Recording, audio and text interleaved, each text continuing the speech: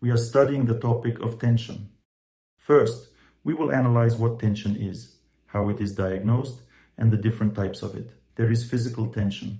Why does it occur? Physical tension occurs as a result of some excessively heavy activity, either in intensity or duration. For example, a person may lift a very heavy weight and strain themselves, resulting in physical tension. It can be characterized by localized pain, heaviness in the body. Generally, a body under tension is always in a state of tremor. That means the body shakes.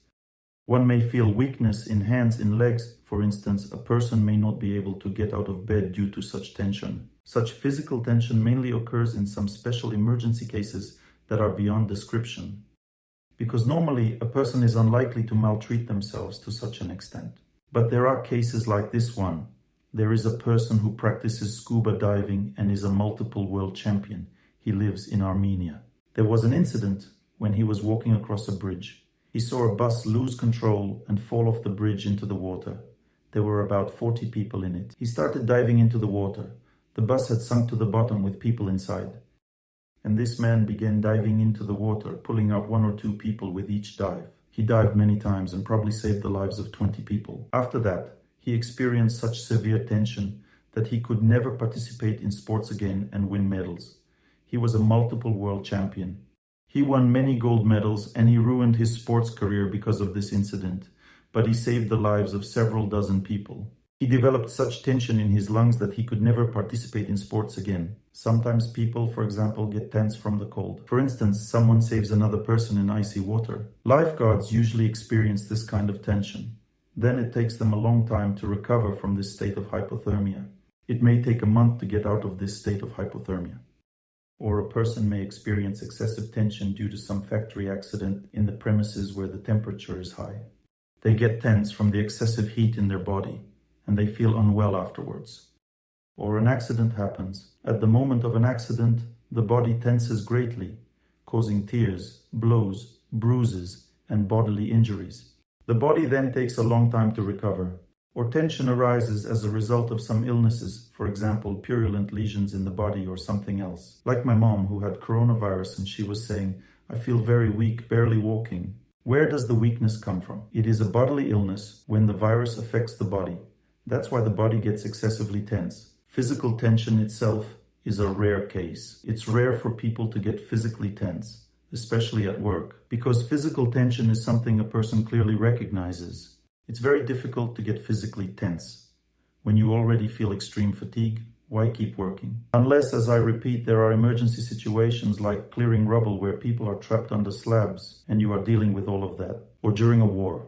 In war, people often get physically tense. Their bodies tremble from running a lot, sitting in trenches, unable to leave for days. So physical tension is possible only in emergency situations, because in regular work, people rarely experience physical tension. Sometimes a person shovels gravel into a truck and their hands just tremble afterward. That is also a sign of tension. Or overtraining in the gym. This can happen, but it is a case of minor tension.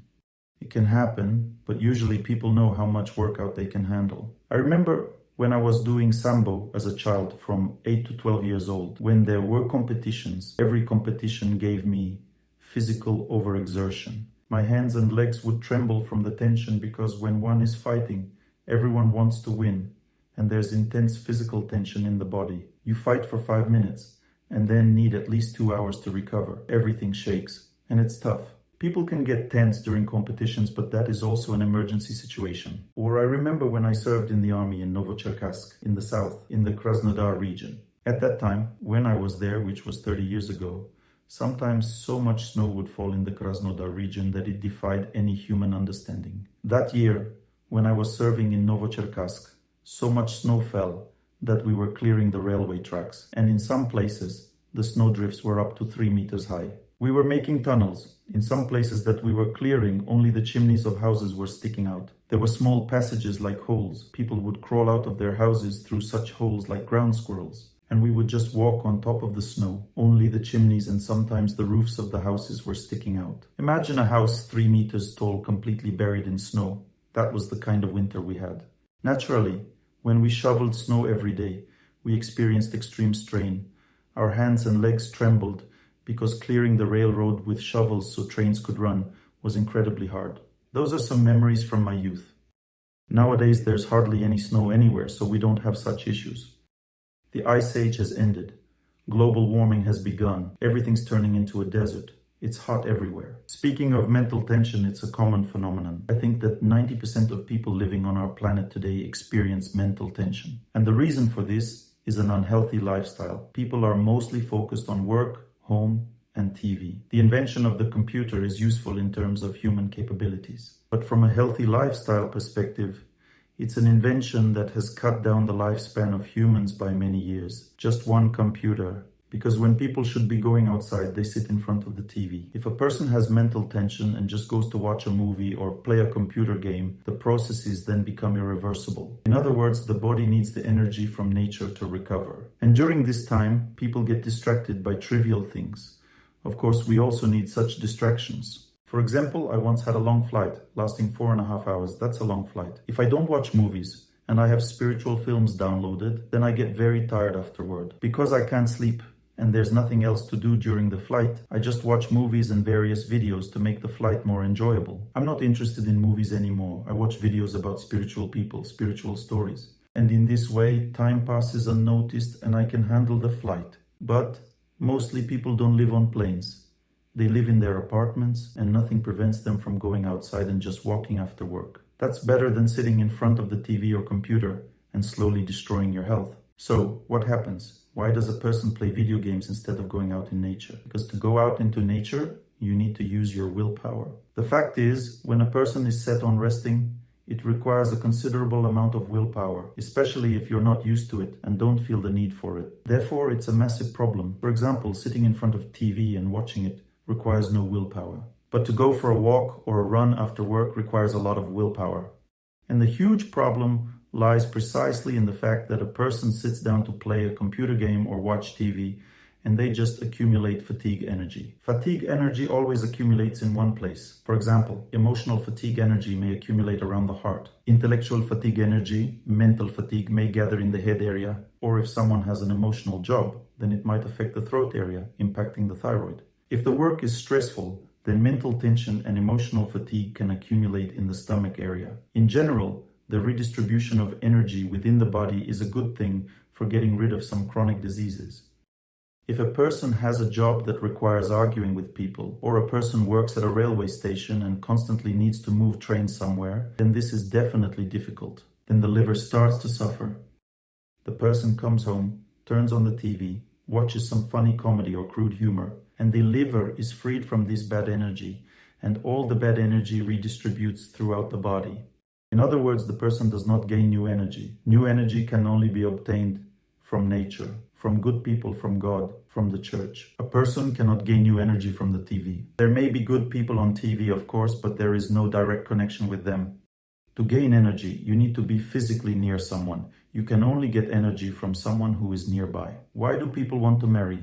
Because they need someone close, because energy can only be obtained by being near someone. When a person is not physically near, you can only receive emotions, just virtual emotional energy. But real energy can only be obtained from people when they are physically present. Suppose you're listening to my lecture right now, and you are intellectually energized, but you cannot be physically or energetically filled. In other words, the lecture inspires you to some extent.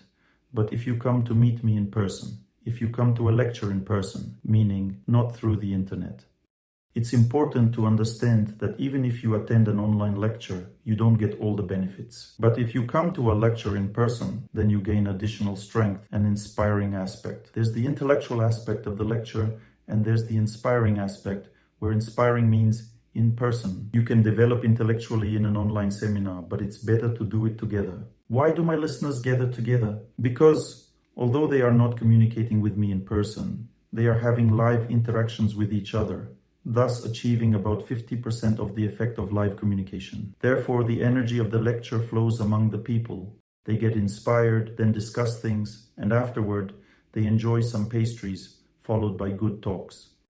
As a result, it turns out quite well. I realize that it's not all simple there. In this way, people get greatly inspired. Inspiration enables them to wake up early in the morning, go for a run, and so on. This is also energy. It's social energy. Nowadays, people generally don't understand the importance of this energy in the modern world. They don't realize that it's impossible to, say, get married or find a job.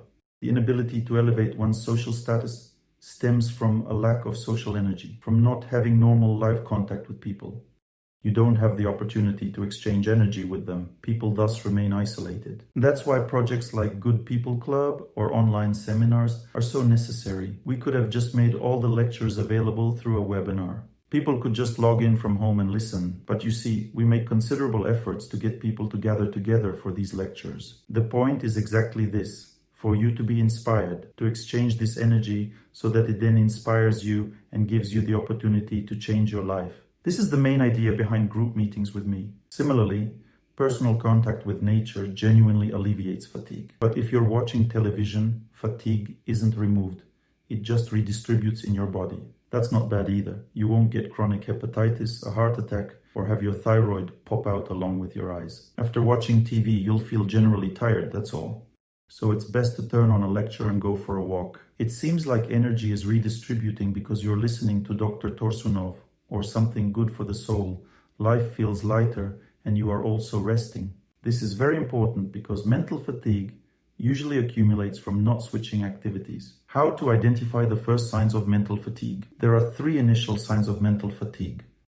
The first sign is overeating at night. If the amount of food consumed in the evening is constantly increasing or remains high, that's a sign of tension. Not just tension, but mental tension. Another sign of mental tension is going to bed late. You might plan to go to bed at 10 p.m., which is the latest a normal person should, but you find yourself going to sleep at 11 or 12 because something is preventing you from going to bed on time. This indicates you have mental tension. Even if you're not working, starting to go to bed late is a sign of mental tension. There are night owls and morning larks. Night owls always fly at night, not seeing where they're going, bumping into things. They go to bed late. As if you were an owl, you fly around your apartment late, bumping into door frames, meaning messing things up in life. In reality, we are all eagles. When a person doesn't want to live correctly, one is an eagle. Bad habits are easily acquired and are difficult to recognize, like the gradual growth of crow feathers that make an eagle tired and eventually stop being an eagle. Therefore, you need to switch the toggle, which is very hard. It really requires your last mental willpower to go outside instead of watching TV, or just learn to exercise, because it's a matter of habit. You don't always have to go outside, you can just do it on the balcony. That's another option. Almost everyone has a balcony. You should equip it as a sports area. It's very easy to do nowadays. For example, hang a wall bar, install some simple exercise equipment, a treadmill. Nowadays they are very compact. You can run and then store it behind the wardrobe, and it's out of sight, not taking up space in the apartment. You just run on your balcony in the fresh air, no dogs that bite or bark, no drunk men around, which is also dangerous for women. On the balcony, it's minus 15 degrees. If outside, it is minus 40. After running, you feel great, but it requires self-organization. You have to force yourself to save money for a treadmill. Clear the balcony of old things you'll never need again, stuff you've been storing for 20 years. Toss everything out, there'll be more space and happiness. Clear the balcony of clutter, it takes effort. And you reach the point where after work you start moving. Some people ask, what if I have mental fatigue? What does physical activity have to do with it? Interestingly, mental fatigue varies.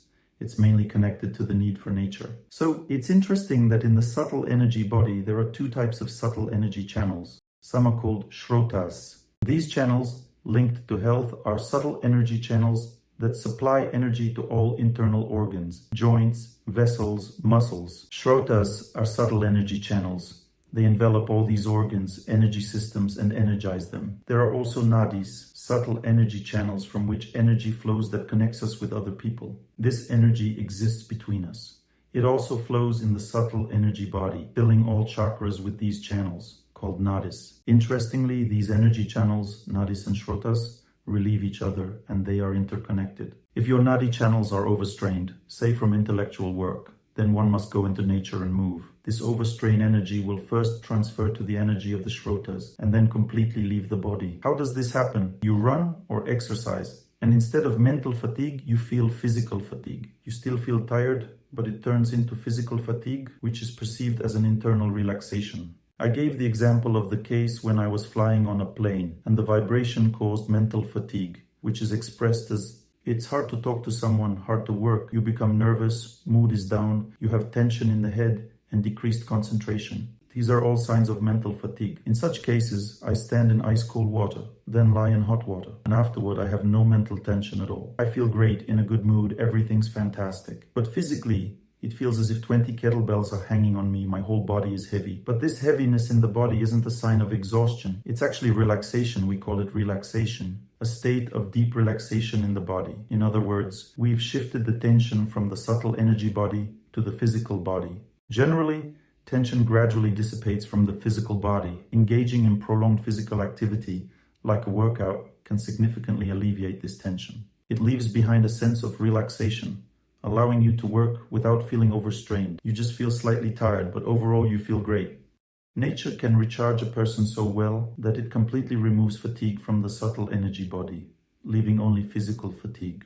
Physical fatigue means a slight heaviness in the body. Muscles may ache a bit after, but in general, it's a pleasant feeling. When there is tension in the shrotas, it manifests as an inability to mentally compel yourself to do something. Suppose your body feels heavy and you can't make yourself do anything. It means that there is still fatigue or tension left in your shrotas, in a subtle energy body, which is connected to the physical body. But again, when someone does a prolonged workout, there comes a point when the muscles are heavy and might ache a bit, but you can still go and do something else without feeling exhausted. It's a sign that you've completely cleansed yourself from fatigue through nature, and it's only left in the muscles. This will pass in 4 to 5 hours, and then the muscle fatigue will also dissipate. Muscle fatigue means that there are just chemical substances accumulating that need to be expelled. Muscle fatigue is caused by chemical substances, which get flushed out of the body. It's much harder to remove fatigue, which is on the subtle energy level. The key to managing fatigue is to focus on relieving fatigue on a subtle level, which is best achieved by spending time in nature. Now, let's consider a case when you can't use nature to recover. Suppose you spend time in nature and feel good afterward. A good mood is a sign that your nadis are in a good state. Improving your mood can only be done through nature. You can't achieve it any other way. Let's say you sat by the TV, you laughed while watching a comedy, but your mood didn't improve. You just got some emotional satisfaction from it, a kind of aesthetic joy. Try to understand the difference. Improving your mood always means you feel fresh and light inside. It's a sign of connecting with nature. Genuinely good mood comes from nature. But there are times when you feel hopeless. For example, a woman can't get married and is deeply frustrated by this idea. She feels an internal despair, as if she's trapped from inside. She doesn't know how to escape this state. It's very hard for her to do this alone. This despair, we call it social despair, not psychological but social. Or a man feels that he can't do anything about his job situation. He has some issues there and can't make things right at work. This also signifies a social tension, which is healed through interactions with people or through acts of kindness. Fresh air alone won't help. You need to organize your life in a certain way. For example, such issues are also addressed by practices like I wish everyone happiness, which we practice effectively. By the way, unlike modern culture, in ancient culture, people always lived in large families. People lived in large communities with lots of close interactions. I remember 40 years ago, people would come home and everyone would gather in the courtyard. There were many adults and children. They would interact with each other, resolve issues, and help one another. My entire childhood was spent playing outside. Soccer, hockey, various games, playing with a ball, and so on. Children's games provide strong emotional exchanges, aiding in significant social development. They are not lonely, not autistic, not like a child with cerebral palsy. They are socially active children. Similarly, adults would sit on benches playing guitar, singing songs, or just chatting casually. In other words, there were good opportunities for socializing. Now such opportunities are gone. No one even considers the option for people to just come out, not only with little children, but on their own to interact with each other. Nobody comes out of their homes anymore. People don't know each other. Everyone is in complete social isolation. According to statistics, 50% of people are lonely. It's severe. That means, of all the adult population, 50% are lonely. Consequently, the death rate greatly exceeds the birth rate. They just provided statistics. In one country, the population decreased by 600,000 people in 1 year, with a total population of about 148 million. Imagine, in 2 years, it decreases by 1 million. That's like a whole city, where 1 million people live. And in a year, This country's population has decreased by 1 million. Can you imagine? These are colossal numbers. And the reason is that people don't interact with each other. There's no social engagement. I'll tell you about our retreat. I wish everyone happiness. Imagine, for instance, you come to this retreat and you sit down. Earlier, Dr. Torsunov used to just normally repeat, I wish everyone happiness. Now he rolls his eyes up and pronounces long I. When he finishes, the phrase is unclear.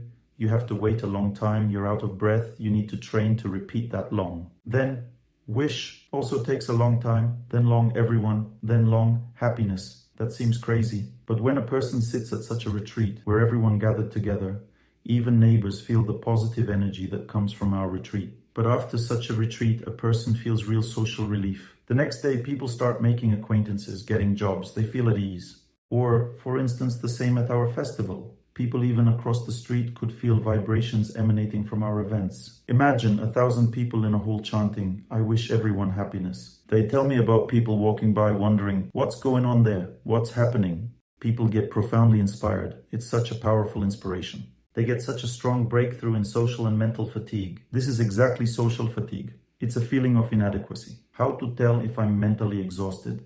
It's a feeling of personal inadequacy. For example, I can't get married, I can't find a job, I can't have children. I can't advance in social status, I'll have to work as a laborer everywhere in life. This feeling of I can't signifies stress, specifically social stress and mental tension. I wish everyone happiness retreats are an immense source of energy that gives people social strength. Because people exchange energy among themselves at that time. They wish happiness to others and receive this happiness in return.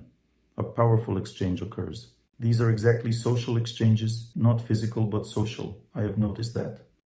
We have a new practice now. Whenever my schedule includes a city, last time it was Odessa and Kiev, we run together in a group. In Odessa, we run along the health track and exchange experiences.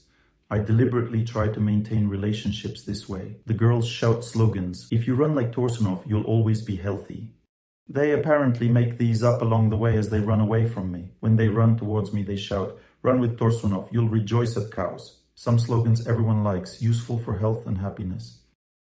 I wish everyone happiness, I repeat, and a very strong social exchange happens. When people run, their energy ignites, they feel joyful, amused. In Novosibirsk, we ran along an alley in Dendro Park. There were pines on the sides and a very wide alley. People were very inspired. There were 72 of us running.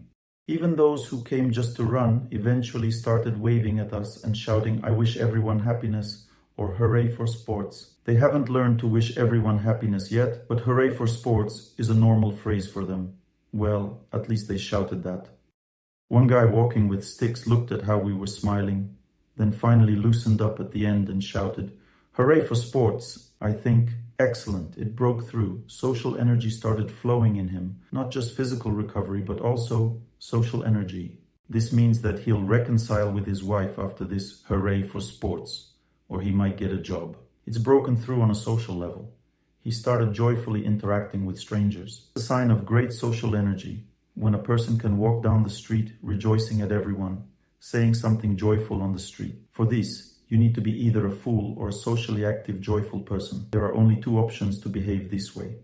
Social recovery depends on your spiritual strength, on how strong you are in your selflessness, trust, and love for people. When I arrived in San Francisco, I went out and there was nobody, absolutely nobody. I asked, where are the people? They told me, everyone's in their cars. Each has 2 cars, no one walks, everyone drives.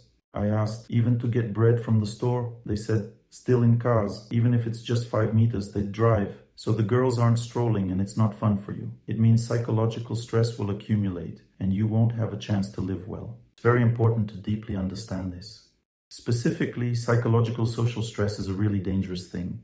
It leaves a person drained. They have no opportunities in life. They can't manage family relationships. Drained people first get tired at work, barely talk, then accumulate social despair. They feel that it's impossible to talk normally with a close person. Gradually, this belief strengthens in their psyche. They feel like they haven't found the right person, that they need to divorce. These feelings gradually build up over years. Then comes a moment when they can no longer live with this person. They are completely depleted, feeling hopeless and tired in the relationship. People perceive this as a certain failure in life. They think, I'm unlucky. Astrologers, psychologists fan the flames saying, Yes, you are incompatible. You should split. Why torture each other? Sex therapists contribute to the issue as well. They find problems mainly in this area. Overall, there are many fools who destroy families, and the main reason is that people just live incorrectly. Because in close relationships, people only deplete energy. They don't replenish it. Since there are no friends, you need to start inviting friends over. We need to learn how to build relationships with each other. Inviting friends over, hosting celebrations. In modern culture, this is entirely absent. In ancient cultures, for example, in Jewish culture in September, half the week is just one holiday after another, and they constantly celebrate, they enjoy, sing, dance, and gather for feasts. And people in this way socially relieve their stress, they exchange this energy socially, and they stop arguing at home, because the main reason is exhaustion in relationships. If, for example, you're physically tired, it's clear to you. If you're mentally tired in a bad mood, it's also clear. But deeper psychological fatigue, this social exhaustion, is a completely unclear thing. People misinterpret it. How does social isolation fatigue manifest primarily? What are the signs? Signs of the breakdown of social relationships say you have a family and within it you can't communicate normally with your wife or children. That's a sign of social exhaustion. It doesn't happen because of some incompatibility, but simply because you lack the energy for it. This energy can be obtained from attending the Good People Club, from going to prayer retreats, from visiting the church, from participating in various events. Nowadays, it's not like it used to be. Back then, it was easy, just like in the song, I step outside, look at the village, girls are having fun, and I'm happy. All was well. Now, no one even thinks about that. Even in the 80s, people used to go to discos. Until heavy metal came along, now only fools go there. Back then, there were good songs, and people were dancing and socializing. That was the disco of the 80s, a wonderful pastime. People came to dance, sing, and enjoy life listening to those bands. It was a wonderful time. It was very pleasant, the disco of the 80s. Now none of that exists, hence the psychological exhaustion. Even the songs back then had meaning. You could reflect on each song about love, change your relationships just by listening to a song. The song talks about social fatigue, meaning people don't know how to manage it. Everything turns into routine. Love becomes a habit. The thrill of the first date fades. All becomes mundane. Usually people split up during such times, but we should say, forgive me instead. Imagine, if you have a toothache, you don't pull out the tooth, you try to treat it. If a finger is rotting, you don't cut it off. If a child throws a tantrum, you don't kick them out of the house. But if a husband throws a tantrum, you kick him out. This is flawed thinking, and we shouldn't accept it as our own. Proper thinking doesn't assume that if someone lacks fulfilling relationships, it means they are incompatible and should split up. The real issue is social fatigue. Therefore, in ancient Vedic culture, it was advised, if you've prepared food, first feed someone else, even birds, before eating yourself, to exchange social energy. Invite friends over, sing songs with them, care for people. If you see a beggar, an elderly woman or man nearby in the morning, remember they are just ordinary people who used to go to work. When time passes and a person remains alone with a small pension, you might see them going through garbage, looking for something to eat. If you see such a person, start feeding them. What's a piece of bread and a glass of milk off your salary? These people need little food just to survive. If you help like this, you'll receive a lot of social exchange. Since you feed them daily, come to them, they will bless you all their life. You'll gain a lot of social energy from them. They will feel such an internal burst, an explosion of love that it will completely turn your life around. I have a friend who's incredibly caring. He recently shared about an old woman who can't take care of herself. She lacks funds. He helps her. She spent her life in spiritual practice. She now needs care, and he's there for her. Imagine the impact. This will greatly influence your life, this subtle, invisible energy. It acts so powerfully within you that everything in your life begins to align. Everything will be as it should, without any problems. I jokingly asked once, then began to think seriously. I asked in several cities, what if I lose my job, maybe due to adversaries, who would help me find a new one? Half the room raises their hands in every city. If you've dedicated your life to serving people, you won't be lost. Someone will definitely help you, find you something. You definitely won't be left behind. This is the social power that builds such social energy that it comes into play in tough times, and people help you. It gives you a chance to avoid dangers in life, in tough situations. That is the social energy a person accumulates through serving others. You definitely won't be lost. This is the social strength that accumulates such social energy that it activates in tough times, and people help you. They give you a chance to avoid certain dangers in life in difficult situations. This is the social energy that a person accumulates through serving others. It's crucial to understand that you need to engage in this. The Vedas say that one should not live in isolation, hoarding for oneself and always thinking about one's money. You should consistently help others, and then this energy, this social strength, will increasingly amplify in your life. When a tough period comes in life, it will help you to overcome it. You won't lose your job, your reputation, your spouse, or your children. Such losses are common. So first you need to diagnose yourself. If we talk about physical fatigue or stress, it's somewhat understandable. But take social fatigue, for example. People mostly confuse it with incompatibility. To give an example, yesterday, during a lecture, a woman raised her hand to ask a question. She likes landscape design and she is a designer. She enjoys being a designer, but because she has accumulated static tension, she can't stand a coworker. This coworker doesn't know how to behave properly with women. He behaved intrusively with her, mentally draining her. Static tension was building up in her body. As a result, she got the impression that she should not be in this line of work at all. On one hand, she decided to leave the job, which was a wrong decision. On the other hand, she began to think about changing her profession altogether. This is the effect of incorrect thinking that occurs when social strength is depleted or there is mental tension. The person really wants to deprive themselves of their job and family. Then you find no substitute, because if your social energy is low, quitting your job means you won't find anything else. You'll be jobless, and if you leave a loved one, you'll end up alone because no one needs a person drained of energy. Everyone wants happy, cheerful people who can share their strength. That's why it's crucial to exert willpower to gradually mend your social life. Because it's not as simple as just going out and exercising. You need to know where to go. You can't just visit a temple. You go there, but you don't have any relationships there. You need to build those relationships. You need to be invited. You need to attend the Good People Club. You need to know where and when prayer retreats are held, to be able to go there and shout together, "I wish everyone happiness," or just to attend lectures where organizers can unite people around them. It's not just about turning on a Zoom lecture. It's about going where people gather. It's vital to understand that socializing with people greatly eases our life. Just as a person can't live without food daily, they need to eat. And without this spiritual, pure, bright interaction, people can live for years. They don't realize that they need this just as much, or else you can't talk to your wife or child. Everything in your life will eventually fall apart. You must understand all this. Social tension destroys close relationships not immediately, but slowly.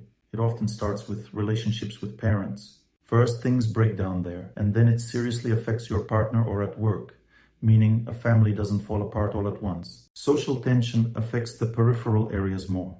You start having problems with friends, at work, and with parents.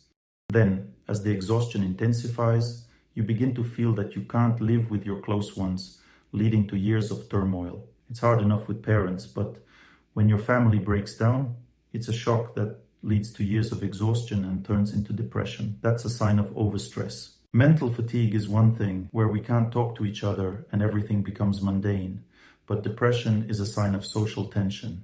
It's a clear symptom that everything in your life is falling apart, that you are stuck in a downward spiral. What is depression?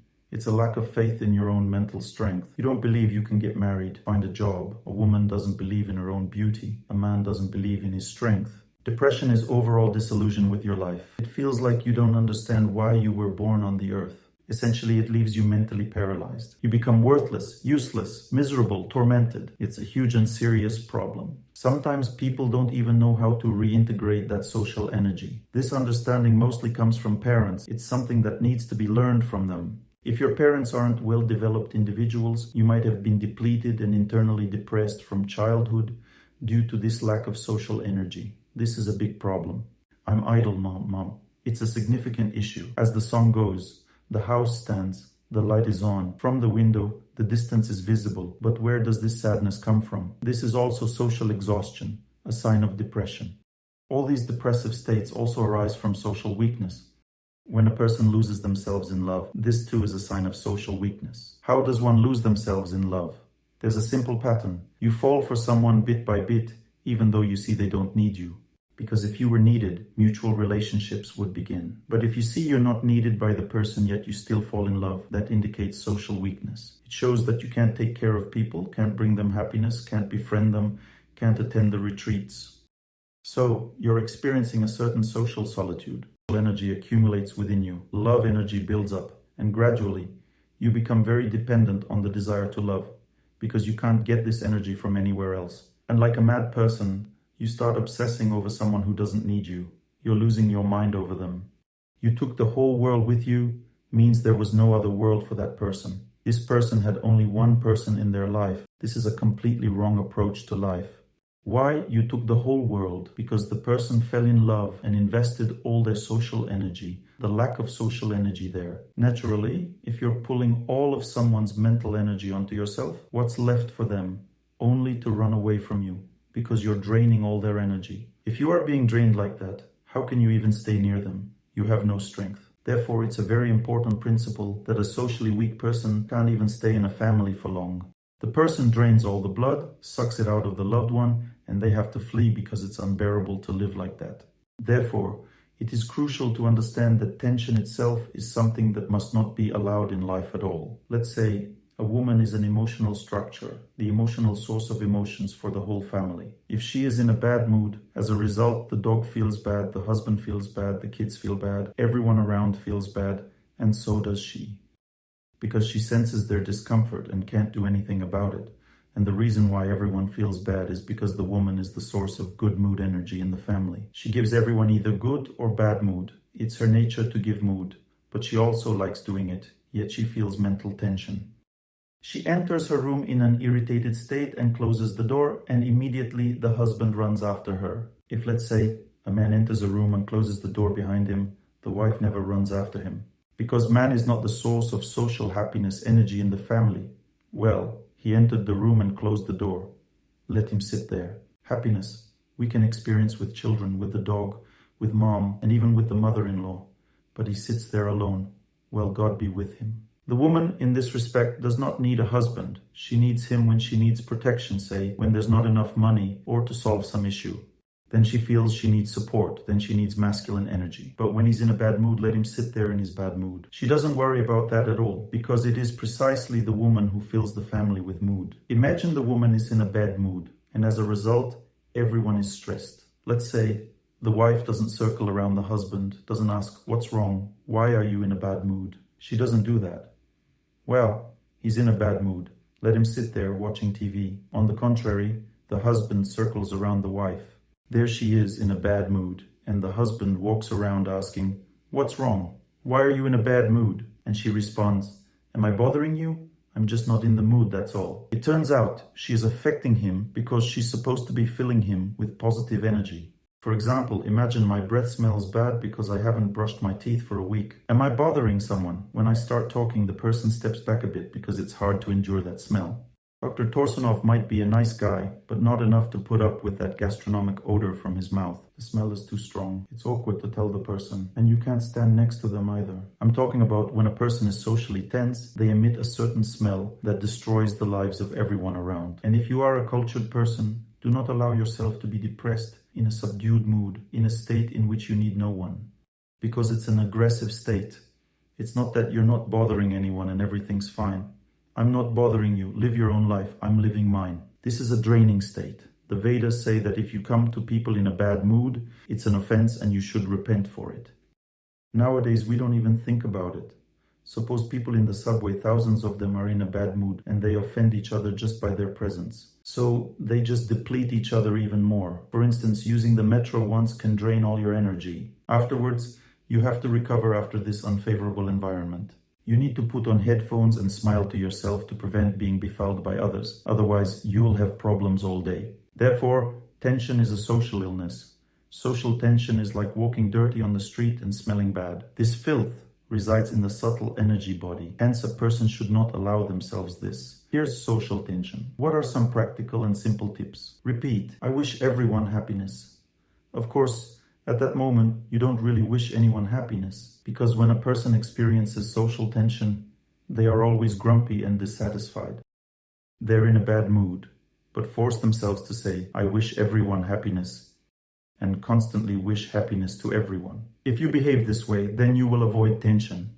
Exchange will begin because even from the single thought of wishing everyone happiness, you feel happiness and you recover. It's also very important to understand that most people are not ready for these energies of emotional recovery. It's like sitting in icy water. Similarly, these emotional energies, re-establishing social psychological contact with others, are very difficult to internalize. I remember when the first promotion of my lectures was made. I had my first public lecture, actually the second. There was this very talented girl who worked in television at that time. She specifically came to make a documentary about me.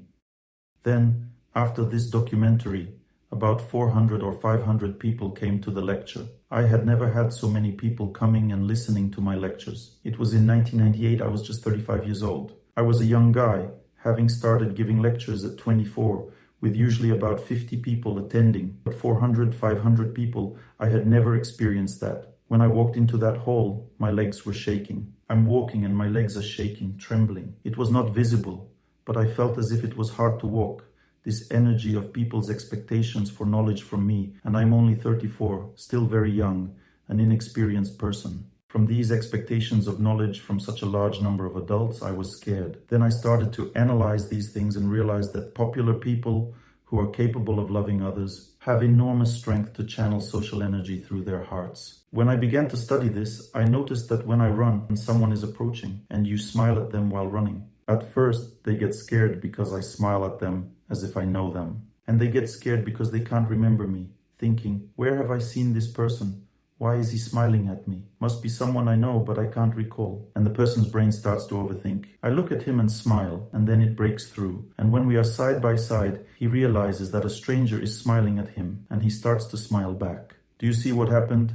The person shifted. He was walking, thinking about himself, his problems. He has social stress, exhaustion, and then someone engages with him. When you run, you have to withstand these looks from people. He also looks at you and thinks, who is he? Why are you disturbing me? That's the kind of energy coming from him. If you withstand it and still look at him joyfully, then he becomes joyful as well. Sometimes I run back and forth, meet the same person again, and I also smile and rejoice to see them. And the person also looks at me and rejoices, even though we are complete strangers. That means their social energy was really activated. There are times when we fly out early in the morning and the girls at the check-in counter are working the night shift. Understandably, they are completely exhausted. It's hard for them. And when we hand in our tickets, we look kindly.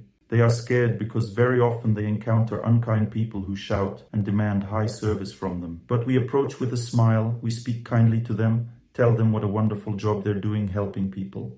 And the person just smiles. We then walk away from the counter, look back, and she looks at another person with a different, happier face, as if she has now acquired positive energy. Just a little effort to activate social energy in someone, and you feel joy in your heart from God. Joy that you've managed to do this. You need to have certain courage. I grew up in an antisocial environment. Relationships between my parents were tough. People around weren't very socially developed, and I was a shy person. My social energy was hard to activate because I wasn't taught how to.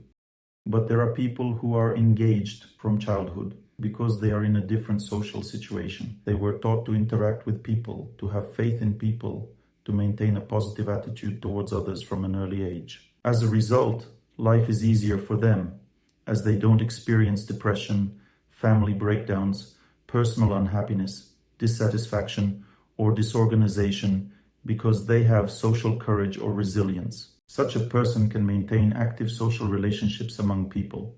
People engage with them because they are very positive, and they can easily engage others, always joyful at heart because they love people and feel good with them. It's crucial to know that a person can recover through kind relationships with others. Overall, this mindset makes a person very happy, and everyone considers them a wonderful person, especially when they can confidently engage others in relationships. They receive a huge boost from this, and they are successful in life because this social energy is the energy of success that everyone is looking for. They think success comes when you graduate from college, earn a diploma, finish graduate school. People believe success lies in having titles, various diplomas, medals. These are all nonsense, actually. This is what truly brings a person success. Why is he a good person? Because he has social strength. He deeply cares about life.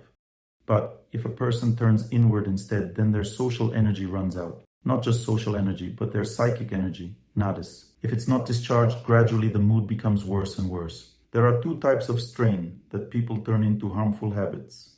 The first type is emotional strain or mood strain. That is, a person cannot self-regulate their mood. They harbor negative, bad emotions and they start drinking. What does drinking do? It immediately improves the mood. People start to sing and dance.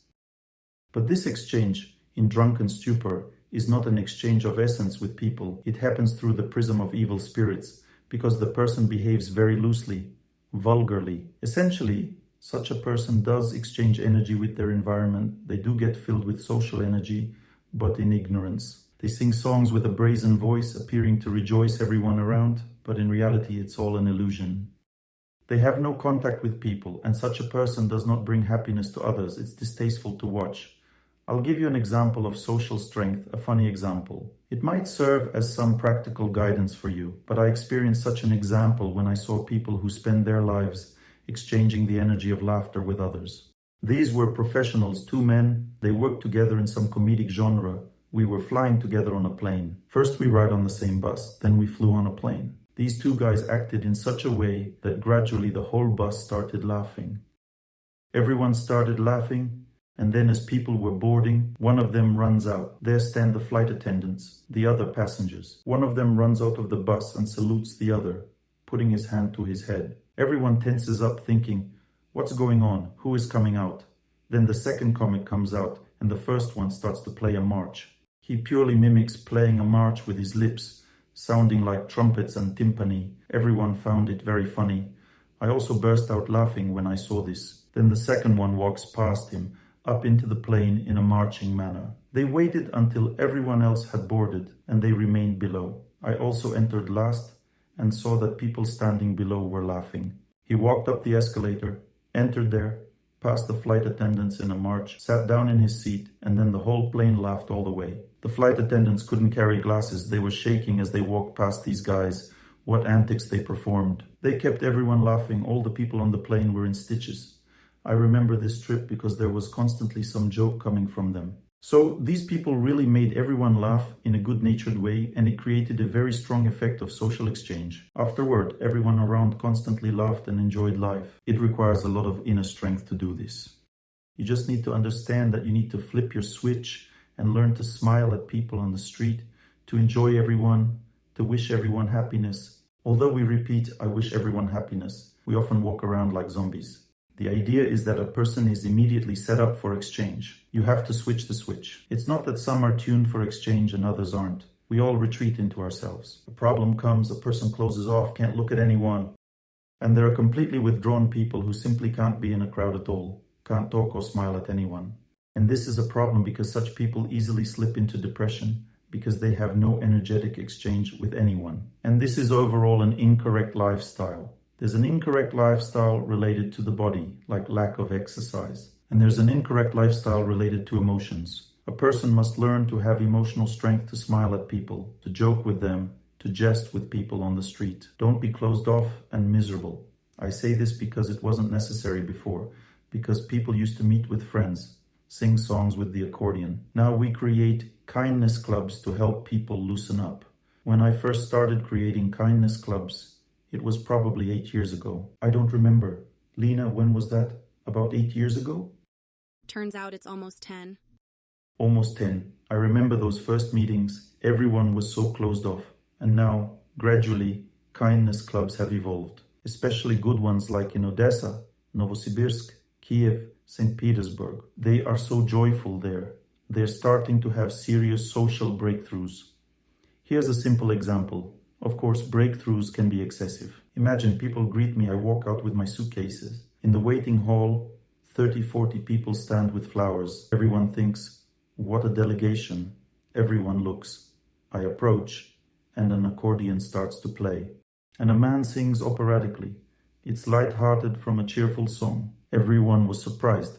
I even had a social shock, and everyone starts to sing along loudly. The Kindness Club from St. Petersburg is something else entirely. They were all closed off at first too. I remember those first lectures, everyone sat there scared. Then I say, guys, maybe not right in the waiting area, but shall we go outside to sing? Now they're a bit more modest. They greet me with flowers, we go outside, they give me flowers, I give some back, and then we sing along to the accordion. It was amazing yesterday when everyone started singing in chorus. Everyone noticed, and you could instantly tell if someone was socially adapted or not, whether they were in a mode of goodness or passion. If someone's in passion, they get scared right away and walk past and look back wondering, What's happening? They're immediately frightened because they lack the desire for social exchange within. They've forgotten that such things happen, but if someone is in goodness, they immediately feel joyful and happy. Even some approach, listen and watch. They immediately like it and are drawn to this energy of love. Or like in Odessa, they greeted me with bread and salt. I fed everyone there, and one woman ran up saying, "Give me some bread too." And she was also served. Even bystanders get involved in these interactions. They also want happiness, love. When someone engages so quickly, it means they were raised right. They have the ability to exchange. They rejoice in other people. They laugh. They feel good. They are happy for others' happiness. That is, they feel this energy of happiness. They are involved in it. This means the person is generally not in a state of social fatigue. We are talking about overstrain here. This overstrain means that the person's switch is broken. They can't switch. Everyone around them is happy, but the person starts to avoid it. People need to learn to love life, love this world, to be very joyful, uninhibited, happy. Most people are troubled, and that's why they suffer greatly from tension.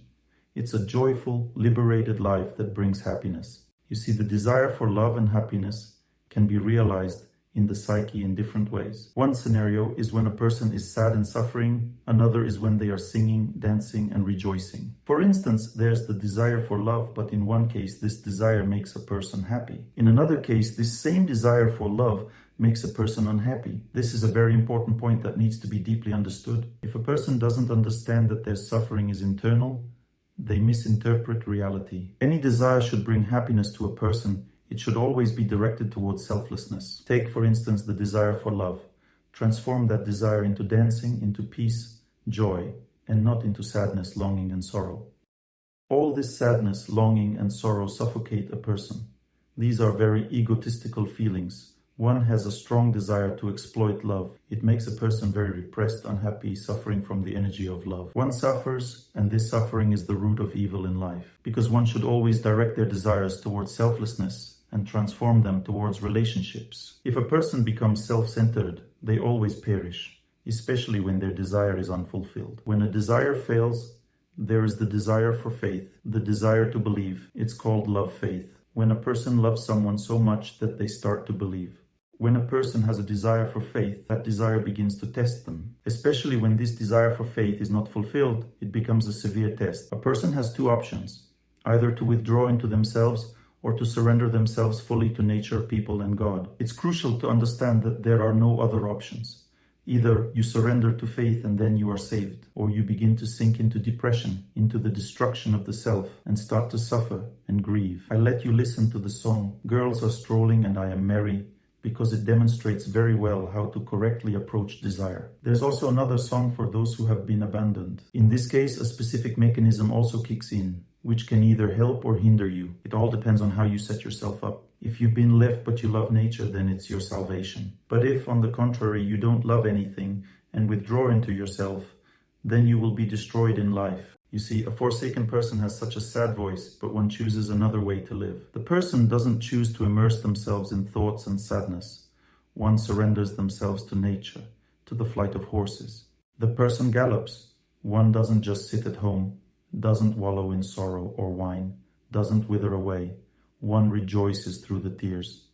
This is a very important way to overcome burnout. If a person gives into a vortex of thoughts, constantly overthinking, it's impossible to overcome it. You see, the person immerses themselves in nature, observing the road. One begins to surrender to nature, to rejoice in it, and experiences an internal explosion. A person destroys within themselves the despair, the feeling that love is killing them, that they are needed by no one. One simply shatters within themselves the desire to think about oneself and to suffer. You see, first the person gets activated by nature, and then one begins to sing. One says, "Songs, purity saved me from this grief. It was very hard for me." First nature engages the person, then social life activates. A good mood emerges. Like today, I ran and now I want to share. Social life engages. I want to rejoice, to spread happiness. And this state is the foundation for victory over fate. Because if a person gets caught in a vortex of thoughts, one thinks about how hard it is and what to do. A person starts to understand that they need to break all barriers, stop thinking and just go for a run or stand still, listen to lectures, pray, jump into icy water. It's absolutely amazing. We need to strive for this strengthening of health We need to gradually get used to colder and colder water, because it's incredible how this health strengthening destroys obstacles, especially when someone is abandoned, and a strong internal heat emerges. If your body is accustomed to icy water, then from the icy water, that heat just shatters into pieces. Instead of sitting and sulking, a person enters icy water, and the mental heat consuming them just shatters to pieces. It's an amazing thing. When a person runs, the body becomes hot, warmed up, and if you then enter icy water, it's an extraordinary sensation, as if you're flying somewhere. Even consciousness begins to drift from this energy. It's an indescribable feeling. That's why it's very important to love these elements of nature. For example, if it's extremely cold, it is also a blessing. Instead of running, you may walk for a long time in the frost, say -25, -30 degrees Celsius. It's a very powerful practice because it greatly clears the mind. Cold environment destroys the feeling of hopelessness, of heaviness. Similarly, strong heat. It also cleanses very effectively if a person can behave correctly during heat. All this needs to be well understood and then practiced. Today, a woman about 50 years old got into icy water, and young girls and boys were standing and watching her. It's amazing how it works, and just everything shatters. All the obstacles in the heart, all the problems. After all, obstacles and problems are real things. A person thinks, I'm tired of suffering. I don't want to think about anyone anymore. I want to live normally, but that won't help. You need to perform asceticism practices. Get into icy water, and all your problems, thoughts, sorrows, and grievances will immediately disappear. Grievances in particular are well cured with icy water. Get into the icy water, and grievances fly out of your head like birds from a birdhouse. See, what we talk about in the lectures, this song practically brings it all to life. Smile at the sun. You can really smile at the sun. Dive into a pond, and then work and study like a normal person. And that's it. It's a very simple scheme.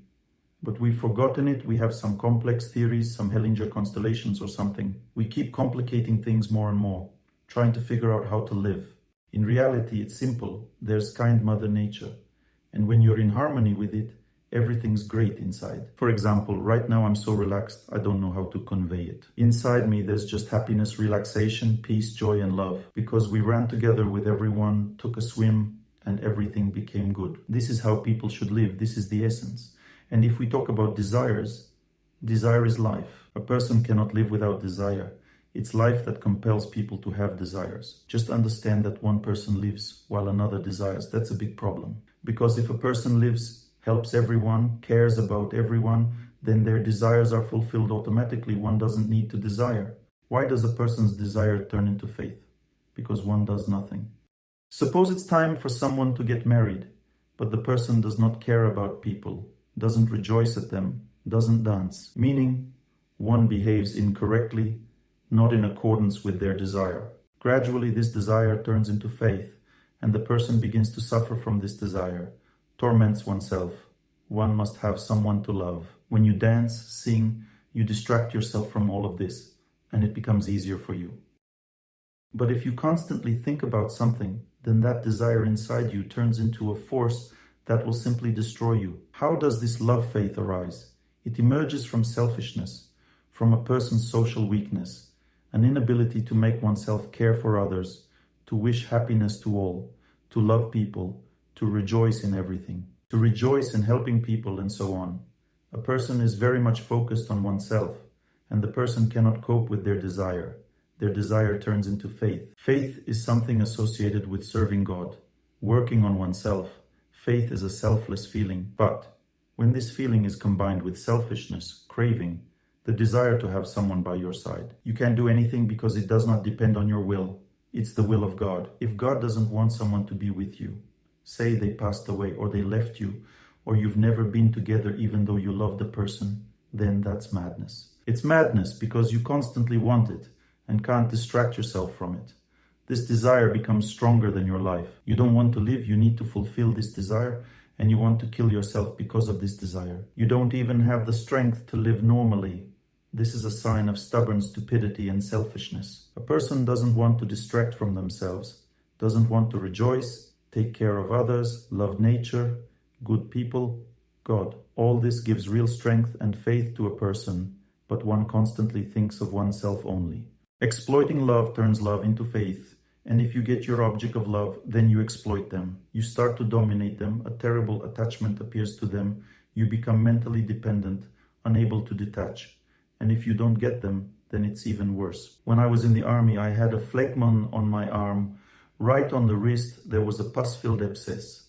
I told the doctor that I wanted to try to cut it open without anesthesia, without local pain relief, just on the raw flesh. I wanted to experience that pain. He said, "Okay, but keep talking, tell jokes or something, in order not to think too much about the pain.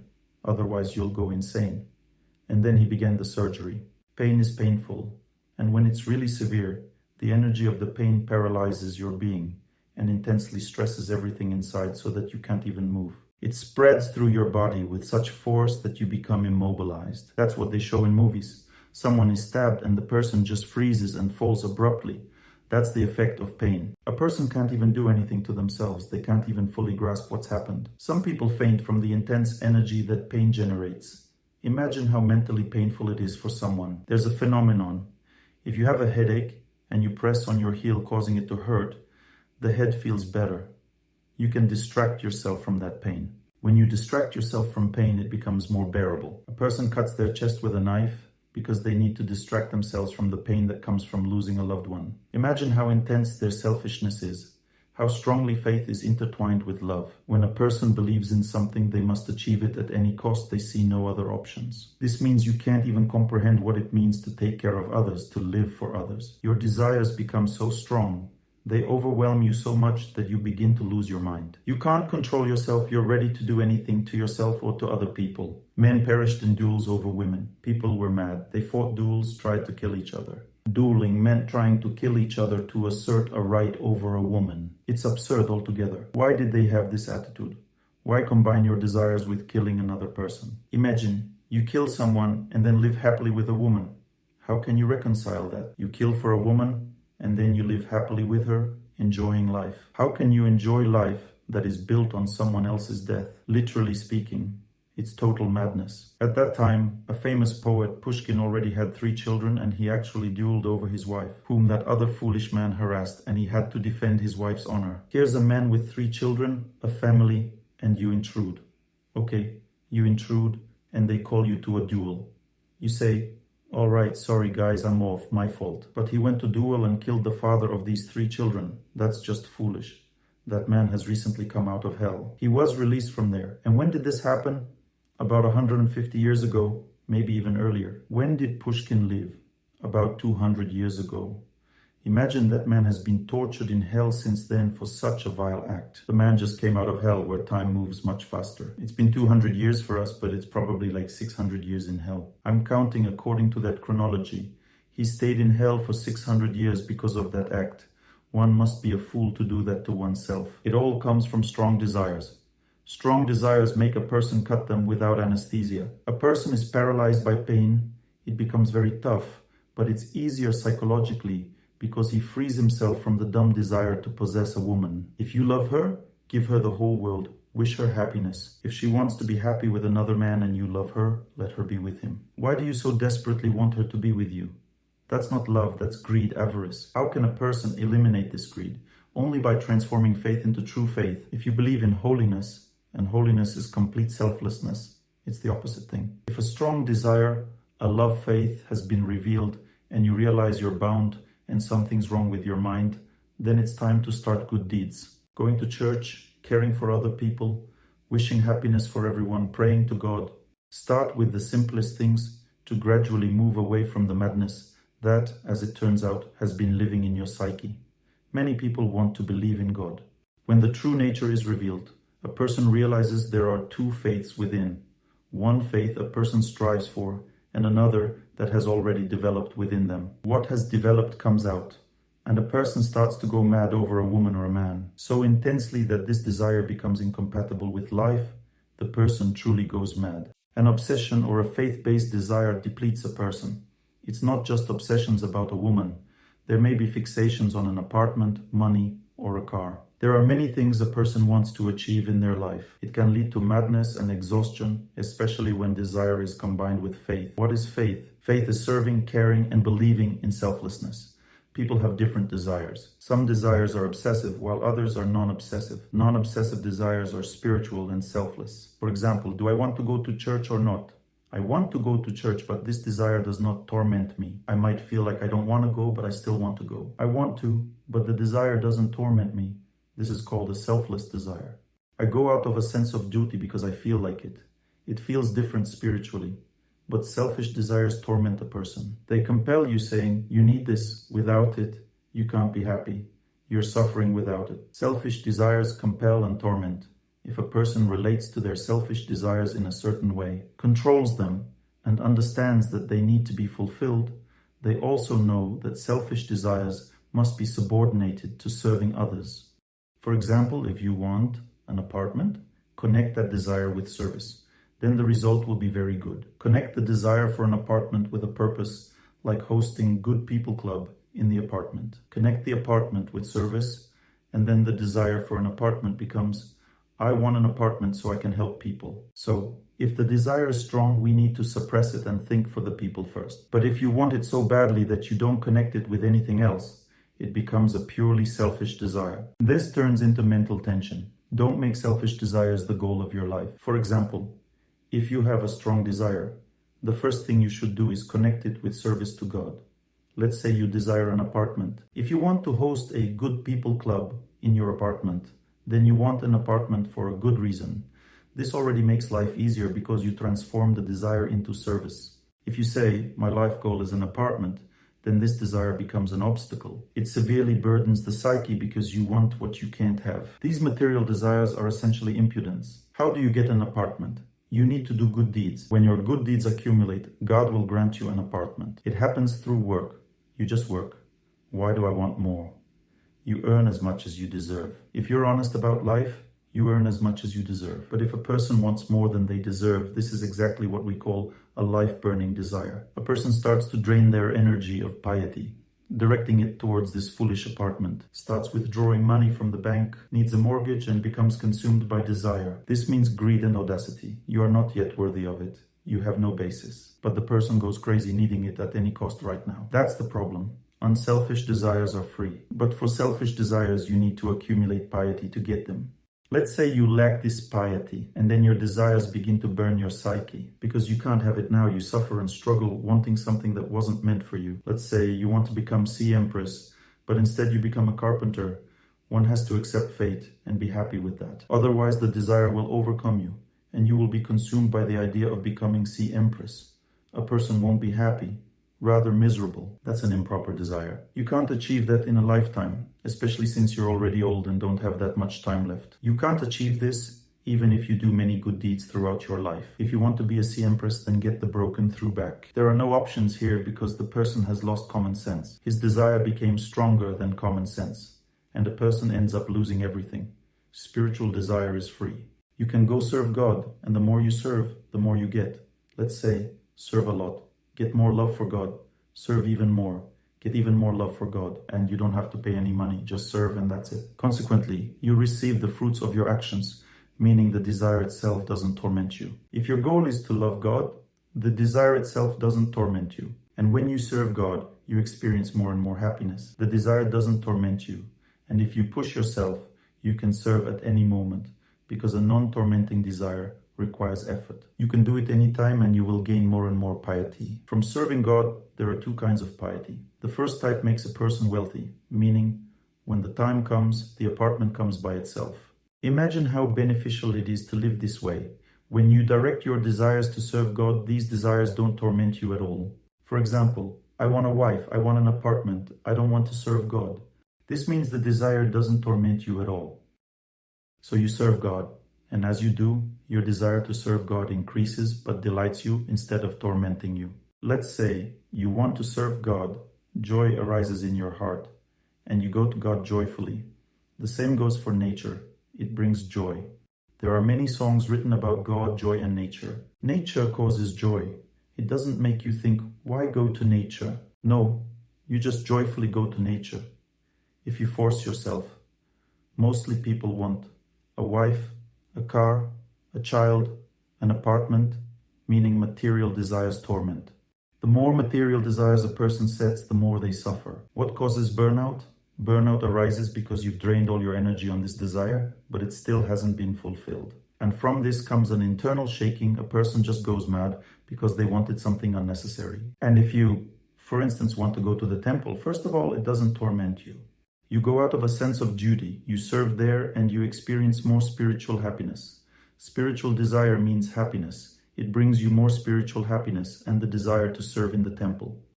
And this service in the temple accelerates your ability to have an apartment, a wife, and everything else. The desires that torment you also are fulfilled much better than if you were just thinking about your material desires. All these beggars sitting by the road, I meditated, analyzed their lives and psyche, and I realized something. I've concluded that they possess such an immense desire for money. It burns up their entire lives. They just sit there shaking their hands and begging for money because that's their main focus. Meaning they neither want nor can work, as their desire for money is constant. As a result, their intense desire for money renders them penniless, and they will never have money. The more a person wants money, the less others are inclined to give. In India, for example, and other Eastern countries, these people grab you by the trousers. Imagine someone grabbing your trousers and demanding money. It's so unpleasant. It's like a nightmare, and it is a problem. It's very important to understand that happiness itself is an energy that comes from God. We experience two types of happiness. There's the happiness that comes from within, from my desires, leading to comfort. For instance, I lie down to rest. After a lecture, eat, then go to sleep. And when I lie down, it feels like happiness. But in reality, it's just peace. You're simply relaxing and lying at peace. For this moment of peace, a person works hard to afford an apartment where they can have a restful peace. And for this little bit of peaceful happiness, a person nearly kills oneself. A person works a lot all day. Does this way of acting seem normal? Think about it. Spending your life working for an apartment just to experience a bit of comfort. People go crazy over this comfortable happiness. Now there's another type of happiness, 1,000 times stronger. This happiness arises because God appreciates what you are doing. This is very important. We need to align our material desires with what pleases God. Then one will be happy even with material desires. Some may say, Dr. Torsunov, I understand, so I'll have stress all my life because my material desires are very strong and I won't be able to live happily because I have no options. I need to fulfill my material desires. I have no choice, but there is spiritual knowledge. It says you can subordinate your material desires to serving God, and the Lord will rejoice in your material desire. If you do good deeds because of your material desire, the Lord rejoices when we use our material desires to serve others, and then our life truly becomes happy. Suppose a person wants to love. At a young age, naturally, there's a strong desire to love. Then use this desire to serve others. Go out into the street, dance, sing, have fun, rejoice with everyone. That's the right approach. But sitting in a dark room, that's the wrong approach. It's the complete opposite way of thinking. One way of thinking is, I'll go out, look at the village, dance and sing, bring joy. When I run, I immediately lose 2 to 3 kilograms. Then I drink. A strong thirst arises after running. Here we are studying the root of the problem now. We have 3 energies. There's the energy of eternity. A person wants to live. The energy of eternity turns into tension. A person really wants to have something, and this then turns into tension. If a person strongly desires power, wants success, popularity, fame, then a person starts to use his brain and tries to know more than others, to be more experienced than others, to be stronger than others. And then he experiences a very severe overheating. If a person wants to indulge greatly, he starts living life to the fullest and degrades. He becomes dull, gains weight, and starts to drink. Such thinking leads a person to degradation. He starts to suffer because he does what God dislikes. It's very important to understand these things because we're discussing desires that lead to exhaustion. We're talking about the deep causes of human tension. Take, for example, the energy of fire. A person wants happiness intensely. Happiness is the energy of fire. A person wants happiness intensely, but at the same time doesn't want to serve people. As a result, the energy of the desire for happiness accumulates, dissatisfaction builds up, the brain heats up more and more, and the person can no longer live like this. One will have to relieve this tension. Otherwise, a person will end up in a mental institution. He has no choice. He will either be in a psychiatric hospital or he will have to drink. We talk about tension because often overstressed people don't look overstressed. What does an overstressed person look like? They are all hunched up, tense, with square eyes. Their brains bulge out through their eyes.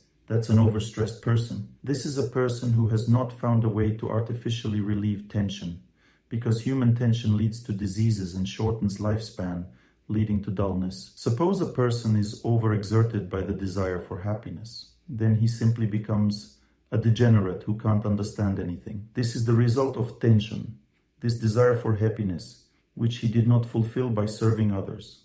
If you want love, for example, go out and bring joy to people, care for them, bring happiness to everyone. Then you won't need to drink.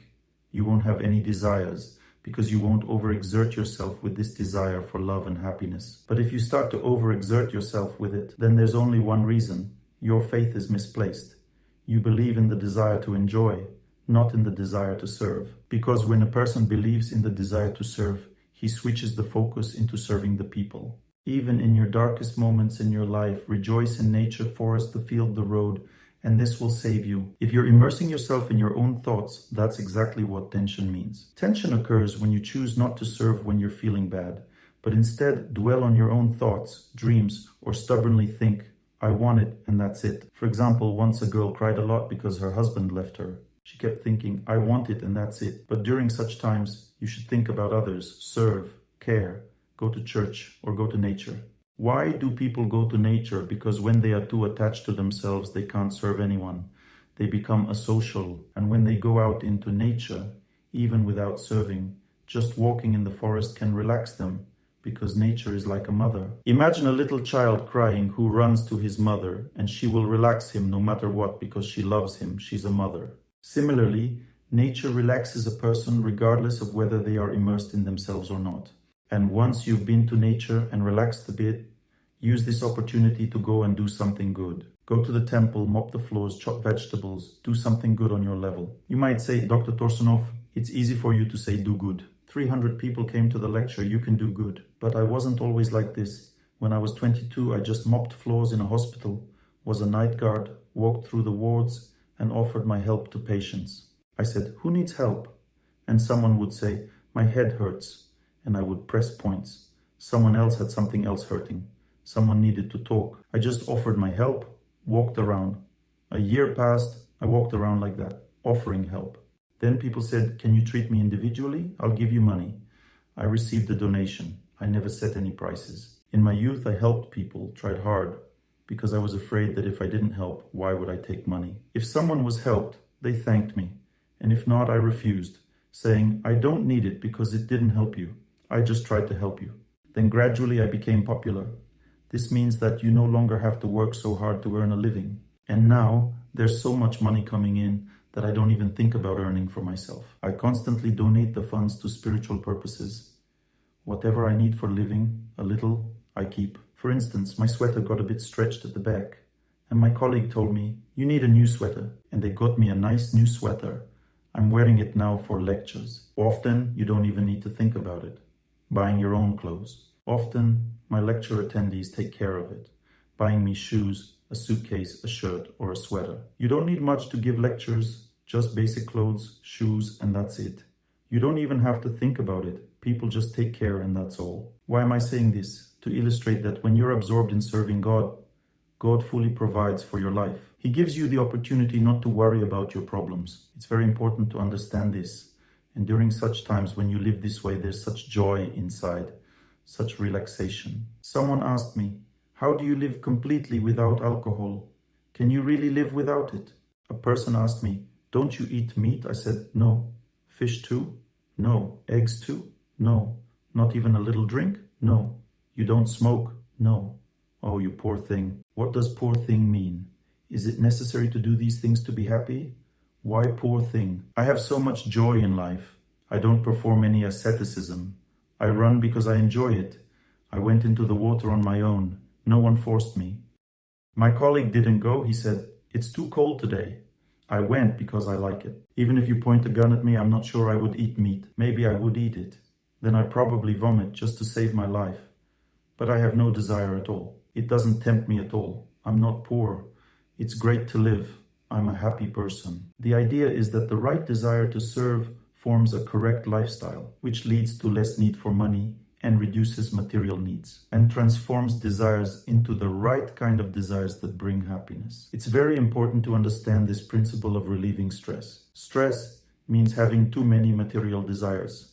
For example, the Bhagavad Gita says that when a person contemplates the objects of the senses, they develop attachment to them. Suppose you're in a supermarket queue. What are they selling?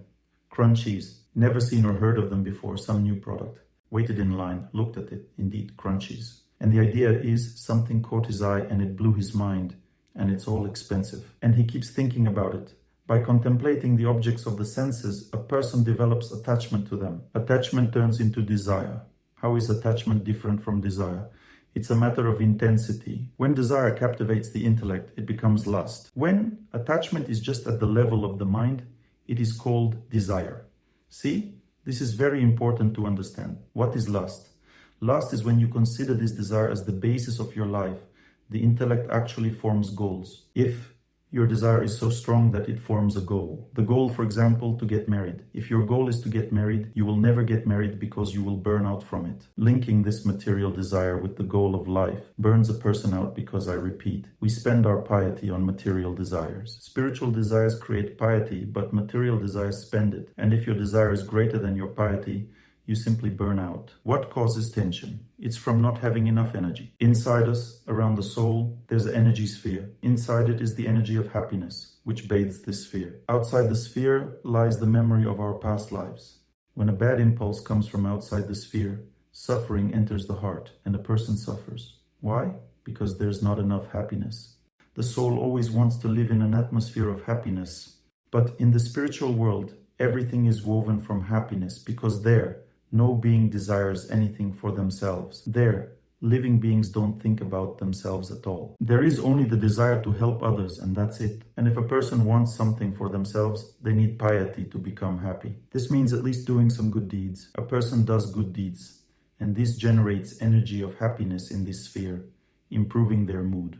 But if they become fixated, wanting this and that, then happiness decreases because piety is needed for these desires. You wanted to spend it, and as a result, you lost happiness. Desire consumes happiness. This is called lust. Contemplating the sense objects first brings desire, then it turns into lust. This lust burns all your piety. You become unhappy. You had a reserve of happiness inside, now it's gone. Why? Because you developed lust, which means desire combined with reason, or desire faith as I call it. When desire is combined with reason and becomes a life goal, an obsession, it means you have developed lust. Then it's a severe case because you can't live without tension. Tension means no happiness. You feel very bad because you need something material. If you go to the temple, wish happiness for everyone, work on yourself, perform asceticism practices, live in nature, pray, all these things relax a person because they accumulate energy of happiness inside. The more happiness in this sphere, the more relaxation. This happiness can come from nature, from kind people, from God, but if everything connected with God does not provoke intense desires. Do you enjoy praying? Yes, but there's no craving. If you force yourself to pray, you gain this increase in happiness, and you feel good inside. I'm saying that tension means you've gone astray. You've turned in the wrong direction, meaning your focus is off. You're doing what's unnecessary. You're thinking about things that deplete you. Why are you thinking about it? Because fate compels you. It's a kind of coercion. Fate says you need to get married. You need a child. You need an apartment, you need money, you need a wife, you need a good job. And the person is perplexed. That means their fate compels them. And what should your attitude towards this be? You should treat the desire as if it's there and can't be thrown out of your mind, can't be eradicated from your psyche. The desire is there, but you must treat it as an enemy, not a friend. This is very important. But treating it as an enemy does not mean you mistreat your desire. It needs to be nurtured with good deeds. Meaning you need to calm the desire with good deeds. You do some kind of good deeds, and for each desire you have a corresponding good deed. For example, a girl wants to get married. If you analyze it deeply to understand what that means, wanting to get married means wanting close relationships. A woman lives, and she likes close relationships by her nature. Wanting close relationships means marriage. If you want close relationships, what does marriage have to do with it? Go and care for your friends, care for your parents, care for birds, fish, bugs, turnips, anyone at all. Care for everyone who is within your reach. There's a formula. The more you care for those who are within your reach, the more people appear whom you can also care for. This formula always works.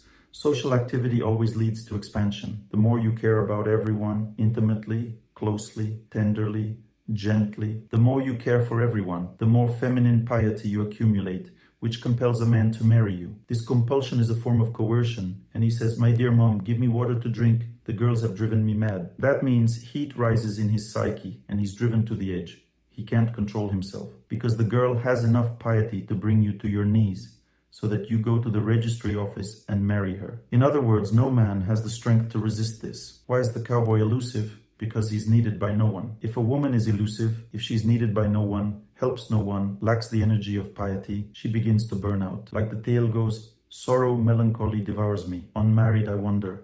One starts to burn out from this. This burning signifies tension arising from a lack of balance between good deeds and desire.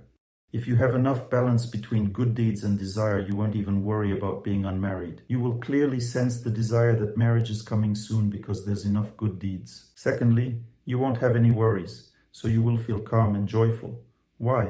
Because there's enough good deeds. Anxiety means that desire to help others or helping others is less than the amount of material desires. When the quantity of material desires is much greater than your helping others, then tension or exhaustion begins. This is a modern life formula. Mostly, people live for their desires. They go to work, go home, watch TV, and so on. Everything they do it to satisfy their desires. But simply wishing happiness to all, enjoying nature, befriending someone, loving people, praying, there's almost no time for that. So as a result, a person is driven by desire. In the Vedas, desire is compared to horses that drag a person to tension, to destruction, or to the abyss. This is a comparison given by the Vedas. The charioteer represents intelligence, the reins are the senses dash towards desire, intelligence controls the desires. It says, guys, what are you doing? There's a cliff there. You can't go there, and to stop the horses, they need to be watered, because they'll run to the cliff, because there's a river. The horses strive for their own happiness, they have their own material happiness, desire for food, sex, comfort. All these are animal feelings. They need to have them. Because a person wants to live in the material world.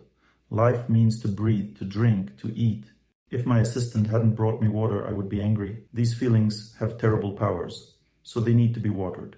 It is necessary to give them what they need, but not to indulge them. When they pull too hard, you need to break them. You must not let them have their way. Otherwise, it turns into madness. Most people in the modern world, on the contrary, give free rein to their feelings.